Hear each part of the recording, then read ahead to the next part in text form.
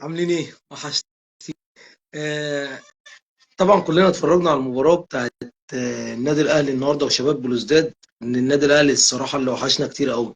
يعني الواحد حاسس ان ايه كأن في المباريات بتاعت كأس الأمم دي كانت يعني حيل ان احنا ما بنتفرجش على الاهلي. فالحمد لله على عودة النادي الاهلي النهارده بالنقطة ديت الصراحة اللي بشيد بيها. رقم واحد بنجم المباراة بالنسبة لي مصطفى شوبير، اللي النهارده الصراحه كان متميز. النهارده كان يعني المباراه برضو صعبه، الراجل ما بياخدش كتير، الراجل بقاله فتره قاعد مريح ما بيلعبش، والنهارده كان قد الثقه الصراحه لكل الناس. وهو كده يا جماعه، يعني هو حارس المرمى كده. يعني انت لما كنتش هتثبت جداره ان انت احق انك تلبس تيشيرت النادي الاهلي ده ما تلعبش. شغل المجاملات يعني النظام القديم اللي كان موجود في شريف اكرامي، انا واحد من الناس كنت منتقدين شريف اكرامي جدا في الفتره اللي هو جه فيها النادي الاهلي. ان كان شريف اصلا يعني في الطبيعي هو حارس سيء. يعني هو في المجمل هو مش حارس جامد يعني. حتى يعني مثلا في حارس مصطنع زي محمد الشناوي، غير الحارس الموهوب الشناوي طبعا في بداياته ما كانش احسن حاجه. بس الراجل ده اشتغل على نفسه، الراجل ده اجتهد يعني لحد ما بقى افضل حارس في مصر. وده مش عيب ان يعني ان الحارس يشتغل على نفسه. فحته ان حتى الحته دي ما كانتش موجوده في شريف اكرامي. يعني انا بس الحته دي عشان الناس بتقول لي ايه اشمعنى انت ما بتحبش حته اللعيب اللي هم ابناء اللاعبين وكانهم متورثين شغل الانديه في مصر وكده. انا الصراحه انا واحد من الناس ما بحبش الموضوع ده، بس لما يكون لعيب كويس لازم نقول كويس. يعني انا مصطفى شوبير بصراحه مفيش خلاف على موهبته، مفيش خلاف ان هو حارس كويس. يمكن ظلماه شويه حته ان هو ابن شوبير دي عشان خاطر الناس مركزه معاه قوي. انما هو لو كان ناشئ عادي زي مثلا اي ناشئ تاني وبدأ كده وعمل المباريات دي خلافة الشناوي، لا الناس كلها هتقول لك هتشيد بيه، والناس كلها هتقول لك قطاع الناشئين في النادي الاهلي بخير. النهارده حراسة مرمى النادي الاهلي بخير بصراحة. يعني النهارده مش هو ما جاتلوش مصطفى الكور المرعبة، بس برضو الموضوع يا جماعة صعب. انت بتلعب بره ملعبك، بتلعب في الجزائر. اصلا الحميه بتاعت لعيبه الجزائر وجمهورنا، جمهور الجزائر وشمال افريقيا عموما، يعني بتبقى مباريات صعبه جدا. النهارده الصراحه انا بشيد بمصطفى شوبير جدا. وعندي ملامات كتير قوي يعني في المباراه دي. انا يعني الملامات كتير دي راجعه لحاجات كتير. يعني مثلا النادي الاهلي طبعا الناس بقالها فتره مريحه كبيره جدا. اه النهارده ظروف المباراه كانت في امطار والجو مش احسن حاجه، ومش ظروف الكوره اللي تخليك تطلع كل اللي عندك. بس انا هتكلم على يعني على وجهه نظري ان اللعيبه مريحه. كنت اتمنى اشوفها احسن من كده. يعني انا كنت اتمنى اشوف اللعيبه اللي كانت مريحه دي تبقى احسن من كده. لعيب مثلا النهارده يعني اللعيب ده انا بعشقه، يعني واحد زي اكرم توفيق النهارده ما جاش خالص. يعني اكرم توفيق كان وحش جدا. تحس ان احنا كنا مفتقدين نص الملعب، اللعيبه كنا بنلعب بامام بس. تحس ان ما كانش في حد جنب امام 8. مروان عطيه ما شاء الله هو كده كده يعني بقاله فتره كبيره جدا عنده ثبات في المستوى. ودي حاجه يعني بشيد بيها لمروان عطيه بصراحه، بعد يعني بعد ما استرجع مستواه بعد موضوع والده واللي كان مسبب له مشكله ده. انما غير كده انا شايف ان كان النهارده اكرم توفيق اسوأ لاعب في المباراه. بالاضافه كمان لطاهر محمد طاهر. يعني طاهر محمد طاهر النهارده كان يعني وحش جدا. إيه، يمكن انا قلتها في بوست، قلت يمكن هي الميزه الوحيده اللي في طاهر محمد طاهر ان اسمه طاهر محمد طاهر يتقرا من اليمين زي ما يتقرا من الشمال. يعني يتقرا طاهر محمد طاهر من اليمين زي ما يتقرا من الشمال. انما انا بتكلم في الطبيعي ان طاهر هو في النادي الاهلي لا. يعني رضا سليم لما نزل حاجه غير، كريم فؤاد لما نزل حاجه غير. يعني في حاجات كتيره قوي انا يعني بتكلم فيها النهارده. المفروض ان يعني النادي الاهلي راجع من راحه كبيره جدا، وان احنا بقالنا فتره ما بيلعبوش لعيبه كتير. المفروض كان يبقى المستوى افضل من كده، الكره الجماعيه تبقى افضل من كده. انا كنت مستني منهم احسن من كده. النهارده بس عشيت بلعيبه معينه في المستويات. وبعد كده عندي الملامه اللي موجوده، يعني اللي انا عايز اقولها النهارده على كولر اللي كنت بقولها في كاس العالم للانديه. ده يعني شالها وجي دلوقتي رجعها. ايه هي؟ الراجل ده بيتاخر في التغييرات جدا يا جماعه. الراجل ده يعني جه في كاس العالم للانديه كان حاجه غير. يعني ما اعرفش هو كان متبخر. يعني كان مش عارف كان حاصل له حاجه، الناس فاهماه مركز زياده عن اللزوم. الراجل يعني اللعيبه اللي هتنزل دي يعني رضا سليم، السوليه، قفشه، ايا كان، اللعيبه دي محتاجه وقت عشان تثبت قدراتها وامكانياتها في المباراه، محتاجه وقت كبير جدا انها يعني على الاقل تنزل تلت ساعه، تنزل نص ساعه، تنزل من الدقيقه 60، تنزل من 65، تنزلش 70 و75 و80. اللي نازل ده مش ساحر، يعني كهربا ده مش ساحر، معهوش عصايه سحريه كده هينزل يقلب المباراه. كلنا شايفين موديس بيتمشى في المباراه. يعني انا قلت ما بين الشوطين ان الراجل على الاقل هيعمل تغييرين. مش عيب يا جماعه، والله ما عيب ان انا اغير من بدري. ما لازم ان اللعيب ده يتقرص من ودنه ان هو يعني انا هنا سايبك 45 دقيقه، يعني انا سايبك 45 دقيقه لا مبالاه، انت ما عملتش اي حاجه، لازم ان انا على الاقل اسحبك عشان انت بعد كده ما تبقاش متخاذل كده في الملعب ده. دي نقطه، يعني انا فرحان اصلا يعني بالنقطه اللي احنا رجعنا بيها من الجزائر، وان احنا على الاقل للفتره دي متصدرين المجموعه لغايه لما نستنوا اللقاء بتاع الفرقتين التانيين، هنشوفه ان شاء الله نفضلوا متصدرين ان شاء الله يتعادلوا. بس انا طالع اتكلم بشيد مصطفى شوبير الصراحه ان احنا حراسه مرمى النادي الاهلي في امان. انا مش قلقان، وعايز اديله الثقه، وعايز الناس كلها تديله الثقه، وعايز الناس كلها تبقى في ظهر مصطفى شوبير ولو مصطفى مش كويس هطلع اقول ان مصطفى مش كويس، بس هو الراجل الصراحه كويس. الصراحه الراجل اثبت جداره، الراجل لما خد فاينل افريقيا ضد الوداد هنا في مصر، يمكن شال الكرة اللي يمكن بسببها احنا خدنا البطولة. احنا رايحين هناك كنا عايزين 1-0، وفعلا احنا جبنا 1-0 خدنا البطولة بسبب الصدة اللي هو عملها الصراحة. يعني كانت برضو بالنسبة لمصطفى الخبرات قليلة جدا ان يطلع ويقفل يعني الزاوية بالطريقة دي، كانت حاجة مميزة جدا، وكان عامل ماتش مهم جدا. فمصطفى أكتر من مباراة مقدم مستويات كويسة يعني تخليك تشيد بيه. وهو الحارس كده، يعني لازم انا لو مصطفى النهارده كان خرف ولا كان وحش هطلع اقطع فيه واقول مصطفى ما ينفعش يبقى حارس النادي الاهلي. ليه؟ ان هو ده التيست، هو ده الاختبار، هو ده قيمه اللعيب اللي بيلبس تيشيرت النادي الاهلي. انت بتلبس تيشيرت النادي الاهلي لازم تبقى قده، انت مش قده يبقى بالسلامه. ايا كان احنا مين، النادي الاهلي فوق اي حد. مروان عطيه لما كان وحش كنت بطلع اقول مروان عطيه وحش، مروان عطيه زفت، بس كنا بنلتمس له العذر بوفاه والده. تمام. النهارده عايز اشيد بعبد المنعم اللي الصراحه اللي برده خلانا في المباراه، وبرده جزء من الاجزاء هو ياسر ابراهيم برجوعنا في المباراه، وان احنا نطلع بنقطه النهارده. عبد المنعم انقذ كوره كانت يمكن كلنا شفناها، اللي دخل قدام المدافع غلس عليه وشالها قبل الحارس، ما حتى يعني ما خلاش الخطوره كبيره جدا على مصطفى شوبير. في الكوره دي كانت في الدقيقه حوالي 28 تقريبا، كانت كوره رخمه قوي يعني كده. اللي هو هاني النهارده عندي يعني 70 علامه استفهام على هاني. يعني انا هاني ضدنا النهارده، انا مش فاهم الاوفرات بتاعته النهارده، ما فيش اوفرات عدله. يعني انا يا جماعه بجد والله، يعني هاني لعيب كويس جدا وباك كويس جدا وبدني بس النهارده الهاف الشمال ما يعني انا يا رب كنت متذكر اسمه وراح من بالي. النهارده مسك محمد هاني شطفه كوره، شطفه ماسكه ديب ويعدي منه، بيعدي منه زي السكينه في الحلاوه. كل شويه الراجل ده يعدي من ويعمل اوفر لاب من على محمد هاني ويخش لجوه ويسبب لنا خطوره جدا ياما جدا في الماتش. فالنهارده شباب بلوزداد فرقه محترمه، هم غلسوا علينا ورخموا علينا قبل بطوله افريقيا وخدوا مننا بونت هنا في القاهره، احنا برضو رحنا وغلسنا عليهم في الجزائر وخدنا منهم نقطه، والحمد لله ما زلنا متصدرين المجموعه. كنت هزعل جدا لو خسرنا، ده الاهم في الموضوع. وان شاء الله مستنيين الاحسن من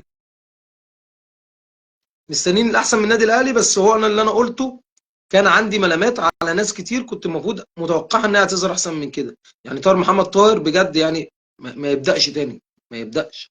يعني طاهر ما يبداش، انا مش بقى يعني ما حسيتهوش المباراه، ما حسيتهوش. اكرم في نص الملعب كان تايه، اكرم عمال يميل ناحيه اليمين، وواجباته اللي هو باك يمين يعني شغلاه كل شويه مايل ناحيه اليمين وعامل فجوه في نص الملعب، وكان في مساحات. يمكن انا نزلت صوره ولا يعني ما بين الشوطين للقطه كده الاكرم متطرف فيها قوي ناحيه اليمين وسايب مساحه كبيره جدا وفجوه كبيره جدا في نص الملعب، كان مسبب لنا، كان نص الملعب متاخد مننا، وكان لازم كولر يتدخل من بدري. يعني التغييرات دي كانت تبقى من بدري قوي. دي المشاكل اللي انا بتكلم عليها في الكوتش اللي عندنا. احنا معانا مدرب كويس، ومعانا مدرب بيبقى قاري الفرقه، ومعانا مدرب بيبقى يعني بيبقى حاضر بس هو قصه التغييرات المتاخره دي عيب كبير قوي جدا، عيب كبير في كولر. يعني انا في اغلب الاوقات هو تحس ان هو بيعاند، يعني كل ما الصحفيين بتساله ليه التاخيرات متغيره قال لهم ما تيجوا تشتغلوا انتوا وكده، يعني ردوده حتى يعني هو حر طبعا، هو كوتش بس مش كده. انا شايف ان الفرقه من بدري قوي اكرم يطلع وينزل قفشه، كان ممكن يبقى ظاهر احسن من كده. اخيرا الحمد لله، اول ما وصلنا اصلا لمرمى شباب بلوزداد كانت كوره عن طريق قفشه اللي عملها اوفر، اللي طلع كريم فؤاد ضربها بالراس ضعيفه. يعني هي دي الكرة اللي وصلتنا لمرمى الخصم بعد التغييرات. يعني بعد التغييرات احنا ما كانش لينا شكل ولا لون ولا طعم، غير ان احنا بنمسك الكرة ورا كويس، يعني بننقل ورا كويس. انما غير كده احنا كنا بننقل بنوزع لعب في المباراة، ما شفتش كده بصراحة. جمل اي حاجة كانت في المباراة ما شفتهاش بصراحة. بس انا مبسوط ان احنا طلعنا بالنقطة دي، عشان بس ما نرجعش بنتيجة سلبية كانت هتبقى محبطة لينا، وكانت هتقلب المجموعة، وكان هنحط نفسنا في مأزق، ولازم نكسبه بقى على أرضنا، ونستنوا مش عارفة مين يكسب مين، ونخش في حسابات بتاعت كل مرة في المجموعات في دوري أبطال أفريقيا دي، بترخم عليا وبترخم على الجمهور كله يعني. فالنهارده مبسوط بمصطفى شوبير، مبسوط بالشوط الاولاني اللي عمله عبد المنعم، مبسوط بقى بياسر ابراهيم ما شاء الله، يعني نمسك الخشب ياسر ابراهيم. يعني يمكن انا كنت شايف ان هو احق انه يلعب بطوله كاس الامم اللي فاتت دي، حاجه هو اتظلم فيها حرام يعني بصراحه. الراجل على المستوى اللي هو مقدمه ده. حسين الشحات الشوط الاولاني كان كويس جدا، الشوط الثاني ما كانش حسين الشحات اللي احنا عارفينه. الشوط الاولاني كان كويس، يمكن كان افضل لعيب في النادي الاهلي الشوط الاولاني. هو امام برضو اللي انا بس يعني ايه اخد مركز كده، عشان برضو علي معلول كان كويس دفاعيا، والراجل ما كانش بيخليه له دور هجومي كبير، نظرا بقى لسن معلول المتقدم، وان برضو معلول مش بيقدر يعمل دلوقتي كل حاجه زي ما كان بيعمل زمان، الدور الهجومي القوي جدا والدور الدفاعي القوي جدا.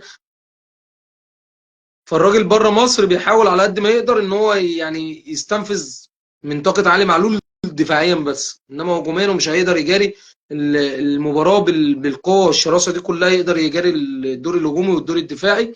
فهو بيديله في بره مصر بيديله واجبات دفاعيه اكتر من إن هي هجوميه. بل في مصر بقى يعني بيميل عليها واحد من نص الملعب، وبيخليه دايما طاير، بيخليه يعني دايما دوره الهجومي كبير داخل مصر في الجمهور وعلى ارضنا وفي ملعبنا في وسط جماهيرنا، بيديله ادوار هجوميه كبيره. بس مره ملعبنا هو بيبقى متحفظ لعلي معلول شويه.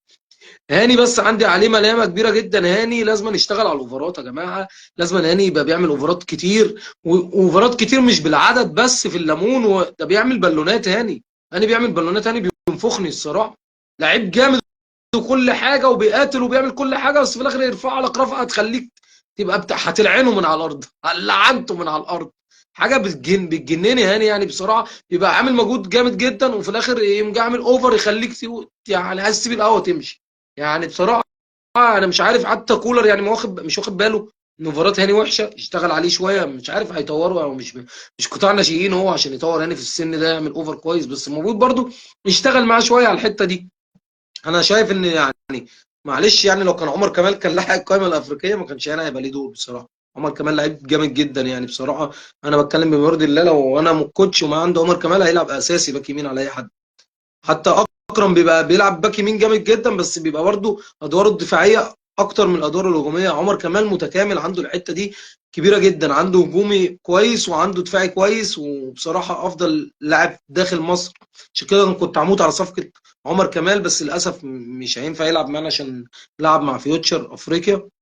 فده بالنسبه للاربعه خط الظهر. نص الملعب النهارده مروان عطيه ما شاء الله عليه، يعني في كل حته في الملعب الراجل حلول لزمايله، بيظهر للناس. هو ده اللي انا كنت بتكلم عليه في المنتخب في افريقيا. قلت يا جماعه، مروان عطيه في المستوى ده وفي البوزيشن ده وفي الامكانيات اللي هو فيها دي وفي اللي هو المستوى اللي وصل له ده، حرام يقعد وينزل النني. يعني الموضوع كان صعب قوي بالنسبه لي. انا كنت حاسس ان هتجيلي جلطه يعني. ده الف في يعني، والله مش عشان هو بيلعب في الارسنال يا جماعه يعني. الراجل مروان عطيه اقسم بالله ما كان في حد بيفهم كوره ولا اهلاوي ولا زملكاوي ولا اي حد يقول ان مروان عطيه ده يقعد اصلا، من باب ان هو يقعد ويبدا بالنني. وبعد كده لما لقى يعني منتخب مستوى وحش، بدا يدي مروان عطيه، والراجل حرجه وكسفه، والراجل بقى في نص الملعب حاجه ما شاء الله. يعني مروان عطيه نمسك الخشب بس على اللعيبه، عشان انا ايه يعني مبسوط اصلا ان الاهلي راجع بنتيجه ايجابيه من المباراه دي. امام عاشور لعيب جامد جدا يا جماعه، وان شاء الله احنا مستنيين من امام اكتر من كده. امام بيبقى في كل حته في الملعب، امام بيقاتل على كل كوره، بيروح وبيضغط على المدافعين وبيضغط على المهاجم، وعنده يعني البدني ما شاء الله عليه. فنمسك الخشب على امام. بس امام طالب منه حاجه. امام لما كان ضد الاهلي بيشوط من كل حته في المرمى، يعني ما بين الثلاث خشبات. انت في الاهلي كله بره. انا بس عايزه يركز شويه في التصويب امام عاشور، ويشوط على الاقل ما بين الثلاث خشبات. يعني انا بس امام مميز جدا في التصويب، بس خلي عندك الدقه انك تجيبها ما بين الثلاث خشبات. تيجي ضعيفه، تيجي مره هتسيبه مره هتخيب، بس ايه، المهم التركيز كله ان هي تبقى ما بين الثلاث خشبات. ان امام بقاله فتره بيشوط وعايز يشوط، فقط حط حته الميزه في التصويب دي بسبب ان هو كل مره ما بيشوط بتطلع بعيده، ما بقاش يشوط كتير. انا اتمنى ان امام يشوط كتير، ان امام مميز بحته الشوط. وفي مباريات كتيره جدا شبه كده، شبه شباب بلوزداد، بتبقى مفتوحه وفيها مساحات. ولازم يبقى عندنا حلول التصويب من بره دي. يعني احنا برضو عندنا امكانيات في نص الملعب، مش كله بيصاب من بره يعني. ما كانش عندنا غير السوليه، يعني من بعد ما السوليه برضو سنه زاد والدنيا والاصابات والكعبله دي، مش شايف حد كتير بيشوط من بره. فانا اتمنى ان امام يشتغل على الحته دي، وهو اصلا من مميزاته يعني. ده بالنسبه لامام. بالنسبه لاكرم النهارده، انا ما شفتش اكرم توفيق. بالنسبه لي اكرم توفيق ما غش الملعب، يمكن من الناس اللي انا بعشقها، وهي ما شاء الله. بالنسبه لي اكرم توفيق يعني حد من اللي انا بحسه كده ان هو يعني ايه، حد مننا، حد من جماهير النادي الاهلي، حد من اللي هم محبين النادي الاهلي. يعني هو بحس ان هو ايه، واحد مننا جوه الملعب، يعني حد بيعمل اللي احنا نفسنا اللعيبه تقاتل وتقاتل كده، وهو بيعمل ده. بس النهارده اكرم، انا مش هينفع اقول ان انا شفت اكرم كويس. انا الصراحه ما شفتوش كويس. اكرم كان وحش جدا. اكرم كان مسبب فجوه ومشكله في نص الملعب، وكان بيميل دايما ناحيه اليمين ناحيه هاني، عشان يعني مركزه باك اليمين الفتره الطويله اللي هو لعبها دي كان عامل فجوه في نص الملعب. فكان مروان لوحده امام. كنت حاسس ان يعني مش كنت حاسس، هو طبيعي ان كان شباب بلوزداد واخد مننا الكرة في نص الملعب. وكنت اتمنى ان كولر يبقى واخد باله من بدري قوي ان الملعب اتاخد مننا، نص الملعب والكرة اتاخدت مننا. كان لازم التغييرات من بدري قوي. كان لازم اكرم يطلع من الدقيقه 60 او من الدقيقه 65 وينزل قفشه. وكان لازم موديست ده، يعني موديست كان بيتمشى بالبلدي، بيتمشى في الملعب. موديست تقريبا كان حد يعني قايل له في ودنه ان ده ماتش ودي، حد من لعيبه الاهلي هزر معاه وقال له ان ده ماتش ودي.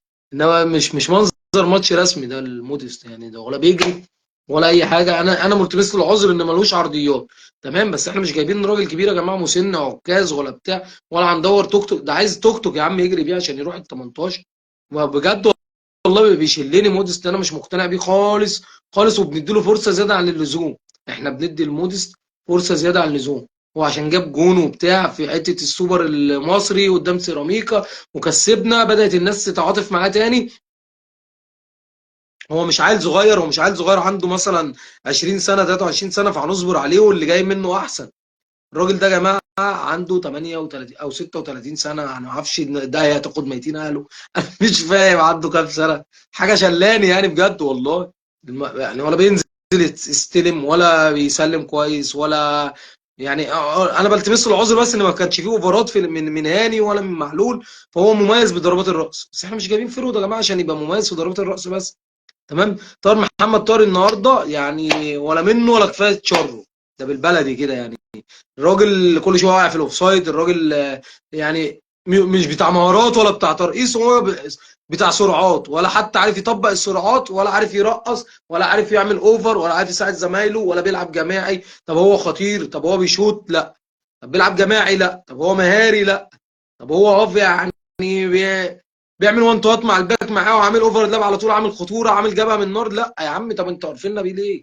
وموديست عارفيننا بيه ليه؟ يعني انا شايف ان يا عم بدأت بموديست تمام، وانت راجل عايز تخليه وتثبت وعندك قناعه ان موديست هيجي منه هيبقى كويس وبتاع. هيجي منه يا عم ماشي، هيجي منه سنه واتنين تمام، وبعد كده هيبقى عنده 40 سنه هيفضل يلعب. هو مش كده يعني برضه. فانا كنت شايف ان هو حتى بدأت بموديست وهتاخد منه السنه دي يا عم كمان ولا بتاع، يبقى كان وحش. يبقى ينزل كهربا بقى. كهربا برضه بيعمل نوش وبينزل السلم من زمايله محطة كويسة وبرضه كهربا بيعمل كعبالة وممكن ياخد لك ضربة جزاء. بيلعب هو امام كويس والشحات كويس، بيعملوا جبهات كده وكور ايه مثلثات كده. هم بتوع كوره برضه يعني، مش بتوع ترمز. حاجه جناني قوي الصراحه من كولر، حته التغييرات المتاخره دي. حسين الشحات الشوط الاولاني كان مميز قوي، الشوط الثاني ما عجبنيش. الشوط الاولاني ضيع كوره حسين الشحات اللي هو توقعها دي، مش عارف تقريبا كان اكرم اللي عملها عاليه جدا كده ودخلت منطقه الجزاء وتوقعها وما كانش اوف سايد. والراجل توقع صح وراح واستلم صح، وفي الاخر شاطها وحش قوي. يعني هي جت في لعيب وجت كورنر، بس الحكم تقريبا حسبها ضربه مرمى. بس هو انا بتكلم على التوقع والتخيل اللي انت كنت فيه ده، والاستلام ده انت كنت المفروض تحطها. تحسين يعني جايب جون في اتحاد جده في كاس العالم للانديه، حاجه تتدرس، حاجه ار 2 تتدرس. فانا كنت شايف ان حسين النهارده كان المفروض، الكوره دي كانت سهله قوي، يمكن اسهل كوره للفرقتين كده، اخطر كور لو بصيت، اسهل كوره كانت كوره حسين الشحات، استلم ووشه للجون. عايز إيه تاني؟ المفروض جون يعني، المفروض جون. فقصه ايدار الفرص دي برضو ممله، بس عشان برضو نظرا لرجوع اللعيبه برضو من فتره برضو كبيره ما لعبوش وبتاع ومشاركات. انا مبسوط ان انا النهارده فرحتي ان انا شفت الاهلي بيلعب. يعني انا اكتر حاجه فرحتني ان الاهلي راجع يلعب تاني، دي حاجه بتبسطني جدا ان انا بتفرج على الاهلي يعني. فالحمد لله برجوع الاهلي، والحمد لله بالرجوع بالنقطه، واشاده كبيره جدا بمصطفى شوبير الصراحه، اللي يستحق الاشاده الكبيره دي. وان شاء الله يبقى عنده ثبات في المستوى. مش عايزين يعني الموضوع يبقى مباراه ومباراه، مباراه مصطفى كويس والمباراه اللي بعدها مصطفى زي الزفت. لا، انا عايز مصطفى كويس كويس كويس كويس، خمس ست سبع ثمان مباراه، لما يقع مباراه ما فيش مشكله، هنستحمله فيها عشان قدم الكويس. انما مش مباراه ومباراه، فانا مش هطلع برضه ساعتها يعني هتكلم عليه كويس، لا هطلع اتكلم عليه وحش. فالنهارده مصطفى اثبت لي ان حراسه مرمى النادي الاهلي في امان، وانا مبسوط الحمد لله النهارده برجوعنا بالنقطه دي. برضو حاجه ايجابيه ان احنا برضو ما نرجعش الحمد لله خسرانين. ان شاء الله ننتظر الاهلي لما يلعب ان شاء الله في مصر، وفي الدوري برضو اول حاجه ان شاء الله. ان شاء الله بقى دايما وش حلو عليكم. وانا بس انتوا وحشتوني جدا والله، فطلعت اتكلم معاكم. معلش اتاخرت عليكم بس شويه، بس ان شاء الله بعد كده مواعيدنا هتبقى مظبوطه. اخواتي وحبايبي دايما مشرفيني، مبسوط والله وفرحان اني طلعت اتكلم معاكم تاني. على السلامه، ان شاء الله اشوفكم المباراه الجايه للنادي الاهلي. سلام.